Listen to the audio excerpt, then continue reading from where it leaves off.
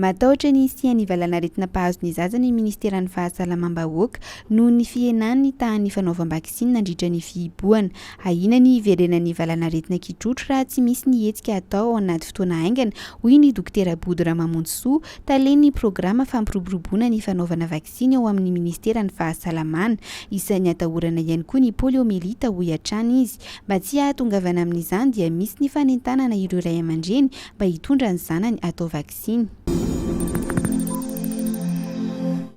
Nanamafy ny tale jeneraly ny orinasa JIRAMA malagasy fa tsy ampy ho an'ny filan'Antananarivo ny rano vokarin'izy ireo isan'andro. Mahatratra ny amin'ny 3 hetsy mètre cube isan'andro izany filana izany, kanefa tsy misy afa-tsy 2 hetsy mètre cube no vokarin'ny JIRAMA.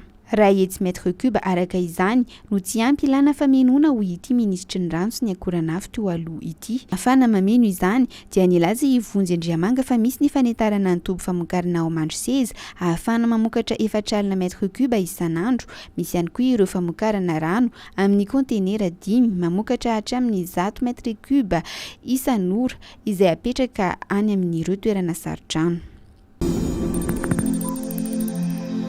Verina any am-ponja ny ministry ny serasera teo aloha ary na i Rolly Mercia rehefa Nolavin'ny fitsarana ambony ny fangatahany fahafahana vonjimaika eo am-piandrasana ny fandalovany manoloana ny fitsarana ambony. Sy voalohany no nisy ny fangatahana fahafahana vonjimaika na ataon'ny mpisolo vava ity ministra teo aloha ity, saingy tsy nekeny ny fitsarana izany fangatahana izany.